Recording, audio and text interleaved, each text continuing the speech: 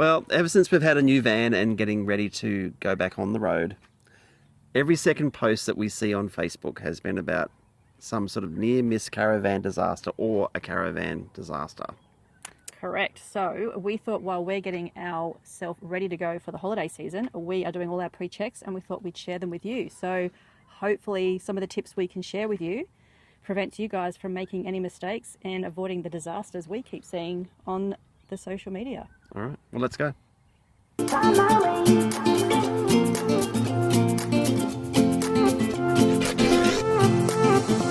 new place, a new home, for a while, let me feel alive. Nothing to hold me back, take my time, just enjoy the ride.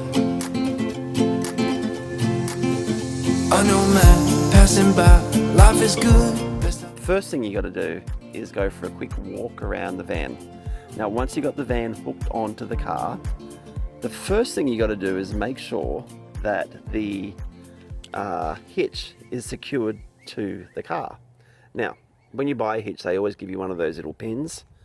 Don't use it, because many times when we were on the road, we heard stories of kids coming along, pulling those pins out, a driver getting back into the car, turning the car on, driving away, not realizing that the weight of the van pulls the hitch out of the car and the caravan just drops onto the ground. And of course, that's a real nightmare, because when you're in the middle of nowhere, you may not have one of those pins. So first thing you got to do is make sure that you secure the hitch with a lockable pin. Now, I'm sure these locks aren't exactly, the unpickable type, but it's better than nothing. And I think if someone comes along wanting to play a practical joke on you, you'll probably find that just having a lock on there will probably think, oh, I can't be bothered. So make sure you get one of these pins. They're like $50 at Super Cheap Auto. Really great. Next thing, make sure that when you secure your chains to the car, make sure that they are crossed. If the van falls off the car, that will create some sort of catch or some way to catch the van, so it won't fall on the ground. So while you're traveling, that will sort of create a much stronger bed, if you like, for the front end of the van to land, so it won't be dragging along the ground. So always make sure that you cross them. And when you put these on the car, make sure you just do it finger tight, because if you do it really tight, what happens as this gets hot, this is going to expand. And if you go any tighter than finger tight, when you get to your destination, it can get really hard to undo it. Finger tight is all you need, because I guarantee you by the time you get home, but by the time you get to your destination, it's going to be tighter than that. So finger tight, so you got a good chance of undoing it. All right. Next thing, I'll put that down. Make sure you put your handbrake down, because when we first started caravanning, I remember we went to Kenilworth, and I remember specifically driving all the way to Kenilworth from the Sunshine Coast, forgetting to put the handbrake down, and we had to go and get it all repaired. So make sure you always check the handbrake is down. With your jockey wheel, don't leave it on the van. We see so many people who just can't be bothered to take this off the van. They reckon, the ground's not going to be that low. Believe me, take it off the van, because if you don't, you're going to do some serious damage if you catch the bottom of the wheel on the ground to your A-frame. It takes 5 minutes to take it off and store it in the back of the car. Take it off. All right, so this next tip is for those of you who have a DO35. Make sure that when you put this on the hitch on the car, you engage the button. So the actual hitch will go through there. Once it's in, make sure you push the button, because when you push the button, that's going to lock it onto the car. If you don't push the button, it's going to be able to jump on and off. And the way that you know it's engaged is it's a very clever invention actually. On the DO35, you've got this clip, you've got this cover here. If the lock is engaged, that will click on and tell you that it's correct. If it doesn't click on, it means it hasn't engaged properly. So make sure you check that before you go. All right, so the next thing is the tires. Now there's a few things here you got to check. Every trip, at the start of every trip, you should always check the tightness of your wheel nuts. Now, I've spoken about this before in other videos, but get yourselves a torque wrench, because the torque wrench is going to be your best friend. Make sure it's set to the correct pressure and put it into all the wheel nuts and make sure that they're all at the correct tightness. You'll know when you're at the correct tightness when you hear that little click and you know it's right. Okay, do that for every single nut on every single wheel that's in contact with the ground, because how many times have we seen wheels fly off, and it's usually because those wheel nuts aren't on tight enough, or maybe they're on too tight. So the torque wrench will make sure that the pressure is perfect. Now, the next thing with the wheels, get yourselves a pressure gauge. Now, this van actually came with pressure gauges on all the wheels, and we can monitor the pressure inside the van on the monitor. But you can also buy these, and there's apps on your phone that can monitor the pressure. So make sure you get these for your tires, because it's a really easy way to make sure that the pressure is exactly the right amount for the terrain that you're going to be in. All right, so I wanted to do this next section at the back of the van, because it's really important when you pack your van, you think about weight distribution, and also you understand all the terminology about weights and if you're under or over, because if you have an accident and you are overweight, the chances are the insurance isn't going to pay your claim. So first thing, weight distribution. Never put anything too heavy at the back of the van. Now, there's heaps of videos on YouTube. I would really suggest you go off and you go to YouTube and you search for weight distribution on caravans. But if you have too much weight in the back of the van, especially on much longer vans, maybe not so much in a shorter van like this, but if you have too much weight in the back of the van, it's a very high likelihood that you're going to increase sway on your van. And that's one situation that none of us want to be on. So make sure when you deck out your van ready for a trip, put all your heavy stuff directly over the axles. Don't put heavy stuff at the back of the van. Even though you got these, in this particular van, you got this great storage container. We're going to be using it for fishing rods and stuff like that. We're not going to have anything real heavy at the back of the van. We've already got 2 spare tires. I mean, that's quite enough for us. So we would suggest very strongly, don't put anything too heavy here. Even with your water tanks, if you've got a water tank at the back of the van, we would suggest that you don't fill it, because that's just going to, for us, that's just like a recipe for disaster. So keep that empty. Always have one of the water tanks full over the axles, or as close to the axles as you can get. That way the chances of you swaying again will go down considerably. Now, as far as weights are concerned, you need to know the following ones. You need to know your GVM, your GCM, and your ATM. All right, so your GVM is for your car. Make sure you know how much weight your car can take. So make sure when you load your car, and you also have to remember that the tow ball weight is going to be included in your GVM. Make sure that the weight of your car is under the specifications listed by the particular car that you have. So make sure you know what it is. All right. The next one is GCM. GCM again will be given to you from your car manufacturer. GCM means gross combined mass. That means the combined mass of your car and your van. Make sure that when you weigh everything together, it's below the GCM, because again, that's something that we pretty well know that the police are monitoring this sort of stuff, but it's also for your own safety. You don't want to be overweight at all. And the last one is your ATM. Your ATM is knowing how much your van can actually take. So for example, this van is 3 tons. So it means we can't go over that mass with this van. So when you put everything in there, make sure that you're not above that mass, because again, that's something, and there's a reason why a caravan manufacturer has given that to us. We don't want to go over 3 ton, because if we do, you're overweight and it's just a disaster waiting to happen. All right, the other thing is, make sure before you set off, you got to make sure you check your lights and your brake lights. Now on our car, it's terrific because it tells us if the lights are working or not, but we always make sure we do the check. So make sure that you if you've got a partner, make sure there's always someone behind the van. Test your brakes, test your indicators, make sure they're working. If you're by yourself, put the hazard lights on, come around, make sure they're working, because it's a safety thing. The people behind you need to know what you're doing. So make sure those lights are checked and make sure they're working. One more thing left around the van.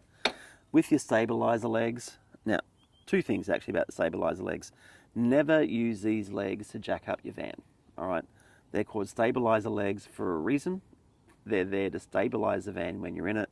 They're not there to level your van, all right? You're going to level your van with chocks and with your jockey wheel.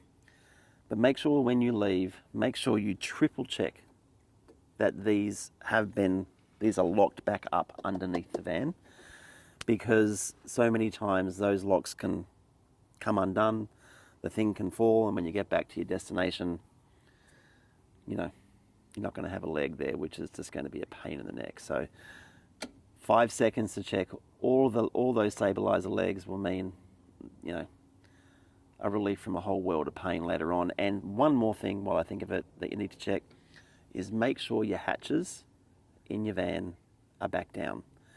I don't know, babe, how many times have we seen vans driving around with the hatches many. still up? Yeah, it's hard. It's crazy. So make sure, and that may not be a safety thing, but if you get to your destination and the hatch is gone, we've seen people on the road having to put, you know, tarpaulins on the outside of the van, or, you know, on the inside of the van to stop it from raining. You don't want to lose those hatches, so make sure that they are down and secure as well. Okay, so this is a job that I've done for every single caravan that we've owned, and the whole time we've been doing it. After everything's hitched up and everything's supposedly locked and done, I'll do a full walk around the van, and I'll have the set of keys with me, and I'll be triple checking all the locks all the way around. So that's the tunnel boot, barbecue, and especially the picnic table, because I don't know how many times we've heard stories about people who have forgotten to put the picnic table up because they've gone around a corner. This is like can close. I mean, this one sits out, so you can sort of see this one sits out, but a lot of the other caravans we have, you couldn't. So you think this is locked, and it's actually not. So if this isn't physically locked, and you go around a corner, and it's a tight turn, which a lot of the places are, you've just lost your picnic table, or you've just done some serious damage to the side of your van. Also, I think also with all these locks here, the tunnel boot and the kitchen for us now is a little bit different, obviously because of the weight-wise, but if these get dropped down, they're going to be banging around your whole kitchen if it hasn't been locked in as well, because I'm assuming that hasn't. That can also be sliding out. It takes 2 seconds to check, double check those locks are locked. I think also everyone who has kids, they go around running around the caravan, you know, it's running around, I don't want to get the car, they're about to get in, you're just trying to keep them occupied. They've come along and they've knocked this because you haven't physically key locked it. So when I'm talking about locking it, I'm talking about key locking it, not just manually, because kids come along, they throw things up and you think they're all closed and locked, but they're actually not. So you've got to make sure that you go around, triple check all the locks, make sure they're key locked, not just hand locked, because at the moment they're fine and they're good, but if you're going over really bumpy terrain, and these can sometimes jiggle their way open, you don't know when you're driving along that, you know, all these things are coming undone. All right, so another thing that's really important that I think people don't realise, including us, a few years ago, probably 4 or 5 years ago now, when we first set out to do all our travelling, is fire can hit for another reason in the caravan, just like at home. We did not have a fire blanket, and I think if the situation actually got worse than it had have done, we could have lost our whole home and even our lives at the time, because we had an electrical fault in our battery system that we had fitted into our caravan. And we're very, very lucky that we investigated the smell and the smoke, and we were able to get out of the van and call someone, and we were able to get on top of it before it turned into something that ignited. Now, had it ignited and we had a fire blanket that does be thrown over and can somehow smother the fire or just something, that could have been definitely something that could have been, I don't know, a situation where it could have been solved a lot quicker if we had have had a fire blanket. Now, on that situation, no, we didn't lose our caravan. It was a mess and we had to get it all fixed and replaced, and it was not much fun to do. But since that time, we actually went out and we went and got a fire blanket. So we have that stored with our caravan all the time now, no matter what. In this caravan, because the kitchen's on the outside, we actually have the fire blanket just in the little nook over here. If Tim wants to show you where that is. Whether that's where it will stay, I don't know. But at the moment, we just wanted to make sure that we had it with the van before we set off for the Chrissy holidays. So we've just chucked it in there for now. We want it to be close to obviously where we're cooking. Yes, there is also a stove inside. So whether we decide to move that into a different position or if we get a secondary one for the kitchen, we don't know yet. But we just know from that experience that could have been a really horrific thing. And so we're really grateful that it wasn't. So you really need to think about things that may never happen to you, but be prepared, because if you're not prepared, you know, it can be really, really bad ending. And make sure I think every van comes with a fire extinguisher now. So with our van, make sure you know where it is. Our van's just, it's just inside the front door there. So make sure you know where your fire extinguisher is, and also make sure your smoke alarm, ours is up there on the ceiling if you can see it. Make sure your smoke alarm is working. So test it every, month or so. Yeah, make sure it's working. And I mean, I know not all the vans, I don't think, have them directly at the door, but I think the majority do. Some have them under under the sink in the kitchens as well. Again, just make sure you have it. Make sure kids haven't been yanking on it and it's actually not working. Just keep up to date with anything regarding to anything that could be danger for fire. Okay, another thing. Make sure you all are up to date with your first aid. I know that I am currently in the position in January or February next year, I'm actually going to go and revise my whole first aid, because I know that I need to be updated on it. Even if you think you know everything, you've done it all, you might not, because lots of things have changed. So grab yourself a really, really good first aid kit. These are the ones that we've been using for years. Are these I'm not too sure, the survival? I think we got it from I can't remember. 4-wheel drive superstore. Yeah, they're around, they're online, they're at stores, but you'll find yourself a really decent one. Just get one that's really good, and this one's good because it's compact and it can fit anywhere in the caravan and also the car. So we made the mistake when we first travelled to have a first aid kit with us, but we had it in the caravan once and we needed it when we were out in the car. So my advice is get one for the car, get one for the caravan, so you've always got something with you. Also, make sure that you get yourself the snake bite kit as well. So this one's awesome. We haven't yet needed it, which is great, and I hope we never do need it, but knowing that we have it is peace of mind. And again, get yourself two, one for the car or one for the caravan. And we actually always took this one with us, and we took a smaller first aid kit with us when we went hiking. So even if you can get something, I don't think the snakebite kit comes any smaller than this. It could have changed, I'm not 100% sure, but I do know they have a smaller first aid kit that you can also go with this one. And always have it with you whenever you go hiking. All right, so something that's very important to me is knowing how to tow a van. Now, you might think that towing a van is just like towing a box trailer.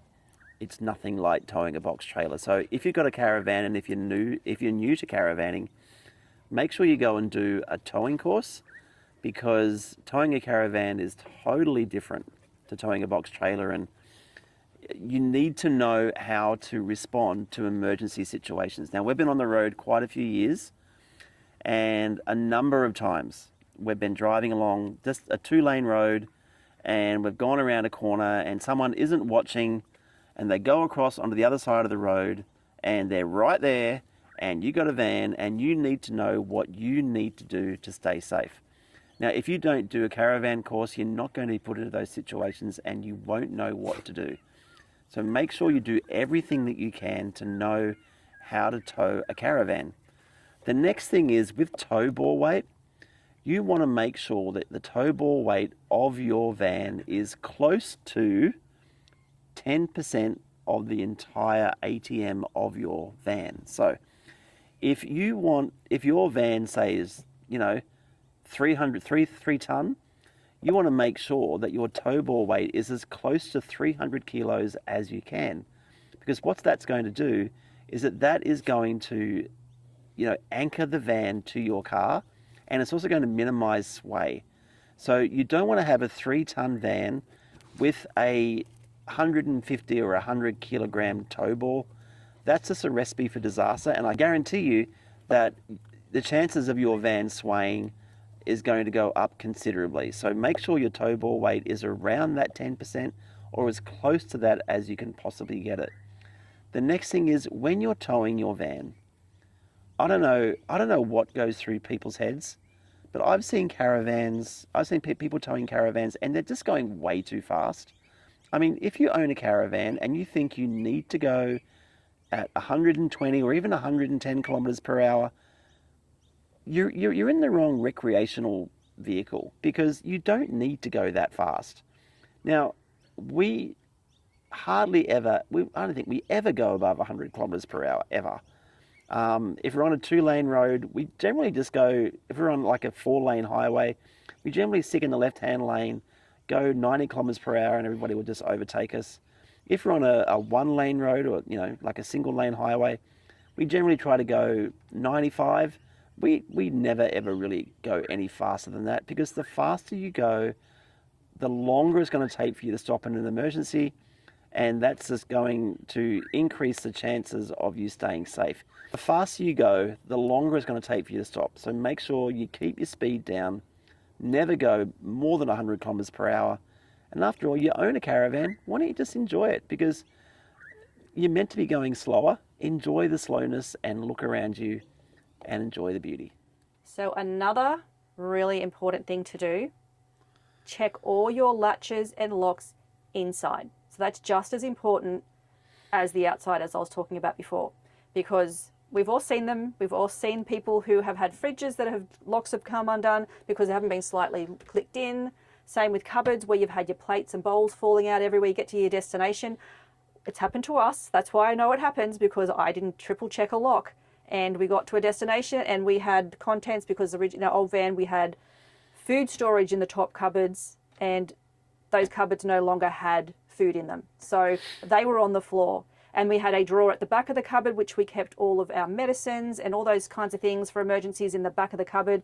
They were no longer in there, and they were joining with all the food on the plate on the ground, and they were just all together on the floor. It was a horrible mess, and I tell you, it was the end of a really long day traveling. You do not want to be dealing with that at the end of a long day, especially when you've got kids in the back that are hungry and they're tired, but they're excited because they're somewhere new.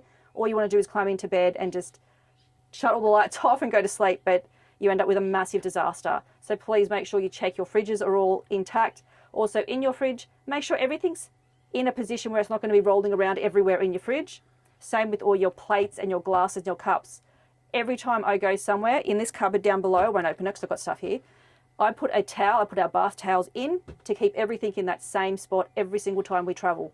I don't have enough room in here for a towel, and the plates and the cups in here are perfectly fine. But when I get more stuff in the back of the bathroom, I'll be doing the same thing. In those cupboards, I just take the towel off, I put it in the cupboard, everything stays where it needs to go. We get to a destination, I open the cupboard, hang the towel, and everything's perfect. So another hot tip, and this is a really big one for me, is when you're in a campsite, this is a bit like campsite safety for your belongings and everything that you have inside your van and outside your van. When you're leaving for the day, going hiking, or you're going on a tour from wherever it is, make sure that anything that's of value is away from your windows, away from open windows or even closed windows. Because if you've got something sitting on the bench or on your bed that you've just sort of thrown on, your computer, your laptop, iPads, iPhones, cameras, the list goes on with the amount of things that are expensive. Obviously, we carry a lot of that stuff. But anyone could just come along, and if they see it there and they're thinking, okay, I know these people have gone out on that tour, I saw them get on that bus, I know they're gone for 4 or 5 hours, they're going to jimmy that window, or they're going to smash that window. It depends where you are, but they will somehow try anything. And even if they don't get in, they've done damage to your caravan on the outside. Even if they couldn't get in to get the belongings, you now have to deal with all the damage from the outside where they've tried to get into your caravan. So anything that you think's of value, put it under a blanket, put it behind a pillow, or if you've got extra space, put it in cupboards, or even if you have like a little bathroom ensuite, put it in the back where the ensuite is, because most of the ensuites don't have huge windows, well, not the caravans I guess we've ever had, even if you just put it on the floor. So make sure that anything of value, put it away, hide it.